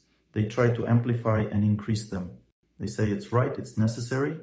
As a result, the balance between selfless deeds and desires is disrupted, and people end up with terrible tension. They go insane, but in reality, you need to rein in your desires or your horses. First, one's emotions burn, causing heat and exhaustion. See, I feel with a deadly delight I'm fading away. It means people like it when they burn under the influence of their desires. They love it, they enjoy burning. They have less and less strength, but they like it. They are killing themselves. And if their desires lead them astray, meaning they don't get what they need, then people start to go insane. They no longer enjoy it, but they can't do anything about it, because they don't know how or what to do. They have no knowledge. They don't understand that the only way to distract from their desire to love, to have an apartment, to have money is through selfless deeds. There's no other way. And a person must engage in helping others consciously. They don't realize that helping others will make it easier for them to deal with their desires. Because that's how knowledge works. You go to the temple, do something selflessly there, then you come back home and see that your desire for an apartment becomes weaker. The Vedas say that desires must be transformed. Desires are like an ocean. They tense you, burn you out. Desires need to be turned into a puddle the size of a calf's hoofprint. A calf's hoofprint is so small. A desire to have an apartment should be small. If you have a desire to have an apartment, it is necessary. But when you help others, wish happiness to everyone, take care of people, then your chances to get an apartment increase every day. But the desire to have an apartment remains small. What does this mean? It means it won't bother you and won't blow your top, and you won't do foolish things. As a result, you'll buy your apartment much faster. Why do people buy apartments slowly? Because they take out mortgages. It takes 50 60% longer to pay than if you were paying with your own money. Because you also have to pay interest, that's the problem. But if you just save up, why just save? Because your desire has turned into a puddle the size of a calf's hoof. We need an apartment faster, right now. Dr. Torsunov, you don't know we need an apartment right now. It's easy for you to speak. You already have an apartment. But I only got my own house at the age of 53. Before that, I just moved from one apartment to another. Didn't worry at all. I lived well. There were some worries, but not big ones. Because the desire for my own place was like a puddle the size of a calf's hoof. It wasn't like an ocean of suffering. It didn't burn me. I wanted it, no big deal. It's very important to understand that if you help people, care, wish happiness to everyone, love, then you have desires, they are there, they haven't gone anywhere, but they won't burn you. Because when desires turn into absurdity, for instance, the desire for love becomes absurd, then a person can no longer live a normal life. Their stress turns them into a degenerate, a disabled person. A person can no longer live like everyone else. And externally it seems like one is enjoying oneself, but inside one is burning. A person undergoes terrible suffering because one is destroying their life. Wings disappear at midnight. What does that mean? It means when a bad period comes, one starts drinking. One is always in this stupor. And why does a person drink? Because one can't relieve their tension. Where does the tension come from? Tension arises from the desire for happiness, the high you cannot satisfy with your fate, because you lack the piety needed for it. You don't want to help anyone. You just want to bliss out. And this desire burns you. You're overly tense. To relieve this tension, you need to drink. You drink, it feels easier, but inside there's suffering. Why? Because you're deceiving yourself. There has been no real relief of tension. You just don't feel it as intensely. It's just an illusion. As a result, a person goes mad, degenerates, and becomes dull. The same goes for smoking. The same for drinking coffee. It just happens differently. If the energy of happiness torments you, you start drinking. If the energy of eternity torments you and you handle it incorrectly, you start smoking. To relieve the hustle and improve concentration, work capacity, people smoke and they become dull. Their consciousness clouds over. Why do they smoke? Because they can't relieve the tension that arises. Dynamic tension, hustle, or the urge to flee. They can't stop. A desire burns inside them and they become duller from it, increasingly tense. It's a big problem. Gradually, people start to live in a state of excess tension. They smoke, they drink. It's a sign of chronic tension. And for this reason, their wings disappear at midnight. This means you can do without drinking for some time. When it gets bad, you drink. Midnight means a bad period. A bad period starts and you can no longer do without drinking at all. Then you begin to binge drink, you lose your wings, and the person becomes an alcoholic. Before, you just drank a little, everything was fine. But if a bad period starts and you can't work on yourself, this tension is so strong you can't bear it. People say, don't drink. But what do you mean, don't drink? If one doesn't drink, one will just die. I have a friend. He quit smoking. And as a result, he ended up in the hospital with a heart attack caused by tension. His nervous system couldn't take it and he had a heart attack, ended up in the hospital. That's how it happens. A person can't just quit smoking or stop drinking or get out of a state of excess tension. One needs to shift the balance. A person needs to gradually learn to help people, serve nature, serve God, pray, wish happiness to all, detach from oneself, think of others. As this balance shifts towards selfless deeds, the person gradually relaxes, becomes happier. Likewise, we need to serve this world. For example, when a person adheres to a daily routine, one serves the managers of the universe.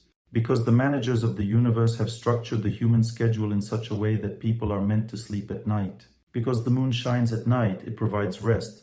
During the day, people should work because the sun provides energy for labor. Also, it's best to have your main meal at noon, as the sun provides energy for digestion. In the morning, it's essential to pray, study, and heal. Remember these three actions: pray, study, heal. These activities should be done in the morning to live correctly, because the rising sun provides such an opportunity. And while the moon's energy is still present, around until 11 a.m., it gives people memory. It provides people with the ability to think. Therefore, the combination of the moon's and sun's energy gives people the ability to learn. And in the evening, this combination allows people to love. When a person follows a daily routine, living according to the laws of angels or demigods, as stated in the Vedas, it greatly eases their life. This tension is dramatically reduced in the body through a proper daily routine. This is a very important point. If someone doesn't understand this, they simply get tense by not adhering to a daily routine. If you go to bed between 10 p.m. and 12 a.m., your emotions do not rest. And if you go to bed between 12 a.m. and 2 a.m., your nervous system doesn't rest at all. You become like a zombie. If you go to sleep between 2 a.m. and 4 a.m., you'll end up in a psychiatric ward because a person's mental health is destroyed. In other words, there's the energy of the moon.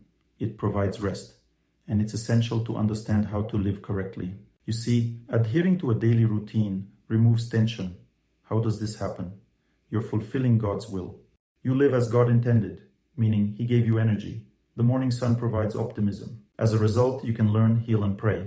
All these activities require the energy to overcome fate. The rising sun provides this victorious energy. When the sun rises, you gain the energy to overcome fate. The energy to love comes with the setting sun. The sun sets and you relax. The moon rises and relaxation and rest follow. Can people rest? Yes, in the evening.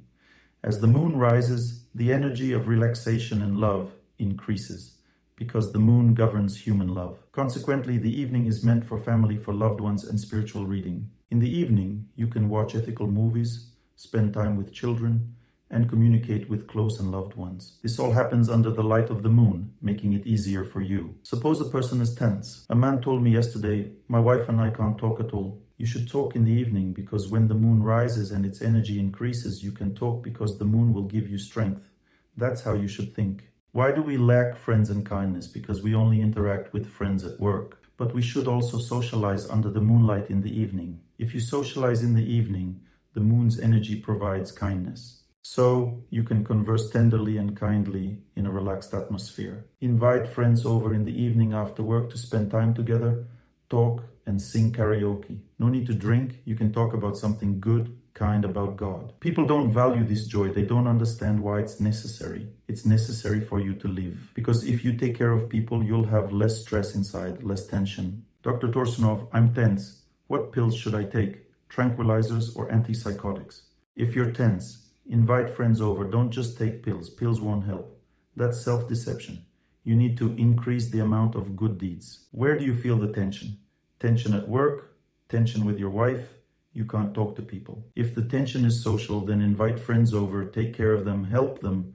You don't have to talk, no problem. Feed them, sing karaoke together, do something else, help them. Make sure they are happy. Then you won't have tension. You'll have a balance between helping people and your social desires. Why are you tired? Because you want happiness from your wife and she doesn't give it to you. As a result, you are tense. You need to help more, and especially not just your wife. Because when you help your wife, you want her to give you what you want. Therefore, in this case, you shouldn't help your wife, but help your friends instead. So friends came over, you spent time with them, sang songs, and everything became brighter for everyone. And it also became brighter for your wife and for you. And you see, Dr. Torsunov, my relationship with my wife is fine. Everything is good.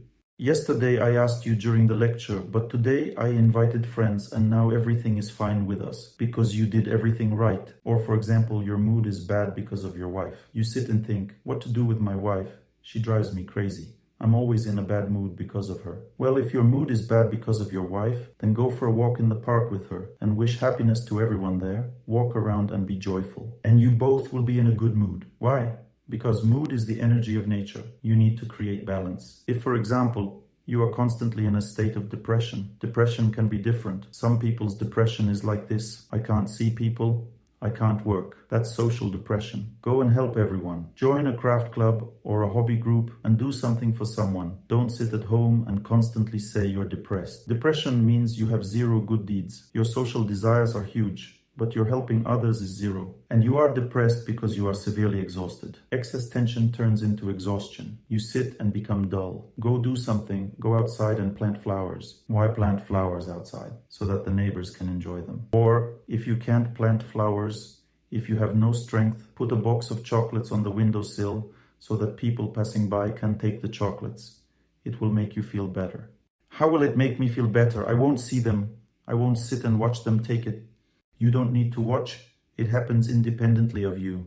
You do something good and people just use it and you feel good inside because you're doing a good deed. That's the process. So you need to engage in helping others. Then excess tension will go away on its own. There are different types of good deeds. For example, if you are tense and have no mood and you feel tired, then take care of nature, go and enjoy nature.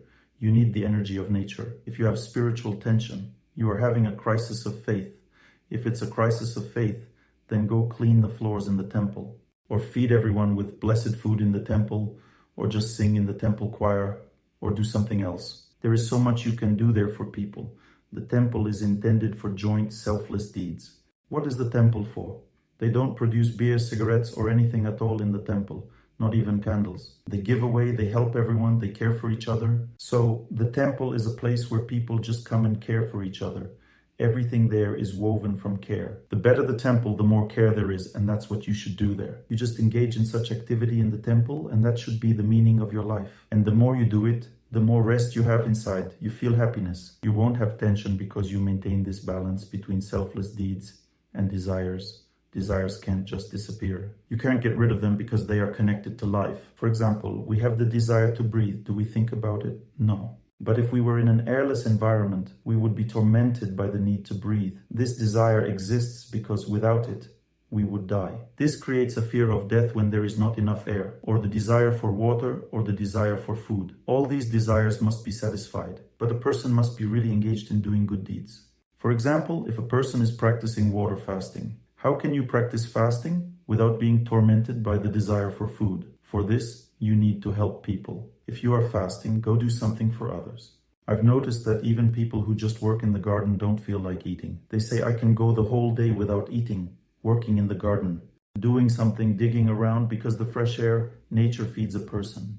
And even if a person eats, they don't need much, then they go back to their activity. Helping people fills you up in the same way. So it's very important to understand that tension means an imbalance between desires and good deeds. But people often think, Dr. Torsunov, what imbalance are you talking about? My wife is driving me crazy. I am not tense. I am not tense. My wife is driving me crazy. What imbalance? But you have an imbalance in the family. There is tension in your family. If your family doesn't feed, doesn't help anyone, doesn't care for anyone, and you just sit opposite each other, driving each other crazy, that's the imbalance. Your family egoism is off the charts. Or, my child is constantly whining. What does my tension have to do with it? My relatives are driving me nuts. That's family egoism. Your child is not engaged in helping others. Get them involved in helping others, and they will stop whining. How can a child do good deeds? Together with adults. Therefore, in modern culture, this is missing. For example, people used to go to demonstrations, wish everyone happiness, smile, go together to plant trees, clean up trash. For example, in our team, where we live, in this area, we clean up trash twice a year, in spring and autumn. We just walk around, pick up trash, put it in bags, and then a truck comes and takes it away. We collect around 50 to 80 bags of trash, which was thrown out along the river and so on. How does this relieve tension? Firstly, you serve nature. Secondly, you smile at other people. People who do this smile at each other. Thirdly, you do a good deed cleaning Mother Earth. The earth becomes grateful to you. So many aspects are immediately addressed, relieving various types of tension within you. Social tension goes away, and physical tension goes away because you are serving nature. And a person relaxes so much during this activity because they are distracted from themselves. And during this time, you can also improve your relationship with your wife. Go collect trash together with your wife. If you want your child to be happy and not cranky, then take them along as well. There is such a thing as family egoism. It means always hoarding everything in the family, bringing everything into the home. But you need to give, not hoard. If you give away, your home will be filled with grace and joy. So, if you are not tense, but your family is stressing you out, it means your family has the wrong lifestyle. There are no prayers in your family, no blessed food. You watch all sorts of nonsense, shows that pollute a person, various selfish films. You watch all this, absorb it, and then argue. Why? Because you have the wrong mindset. A woman came up to me and said, Dr. Torsunov, can I leave my husband? I asked, why? She said, you know, he touches me, and I find it disgusting. How can I live with someone like that? I said, if you leave him, you will find someone you won't find disgusting. But do you know how long this infatuation will last? She asked, how long? I said, 6 months. She responded, only 6 months? So, for the sake of 6 months, She is ready to leave her close person. She said, "What should I do? I find it unpleasant to live with him. I don't love him anymore. This will never come back." People don't understand what love is. Infatuation is not love at all. Love means that you take care of your close one and gratitude grows in their heart. And when you do this many times, without expecting anything in return, just go up to your wife, smile at her, give her a compliment. Don't expect anything from her. Don't wait for any reaction or wonder what she thought. Just say something nice and leave. This is called taking care. Just make your close one happy and she will feel gratitude. What is gratitude in the heart? It means that God likes how you treat your close one. The energy of gratitude immediately lightens your heart and brings a sense of closeness to the other person,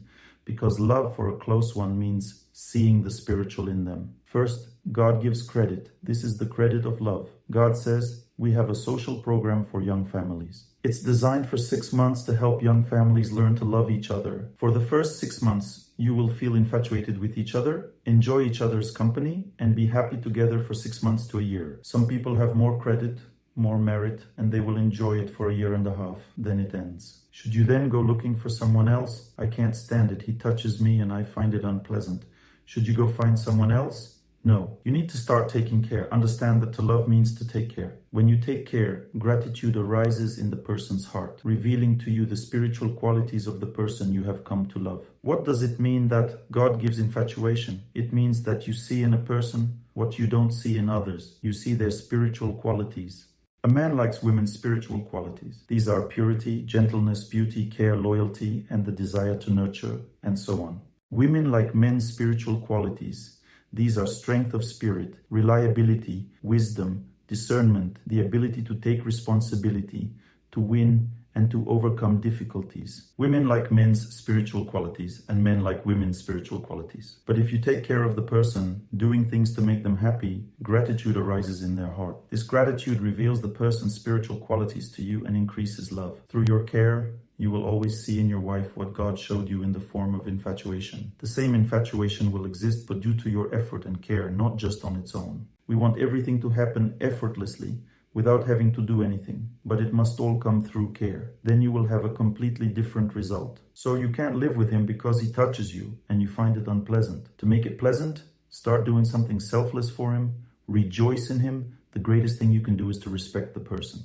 How can a woman respect a man? Respect his desire for victory, his thoughts, his work, his aspirations in life. If you respect and agree with him, he will be very grateful and loyal to you because you understand him. How should a man respect a woman? Always treat her gently and tenderly. Strive to be closer. Give her the opportunity to be close. Communicate with her, call, write, give compliments. Treat her kindly, which means always pay attention to her love, the energy of love and her beauty. When a woman feels this, she is happy and her soul opens, which means gratitude arises. And through gratitude, you will see what God showed you, giving you the opportunity to love her. Loving does not mean just enjoying each other.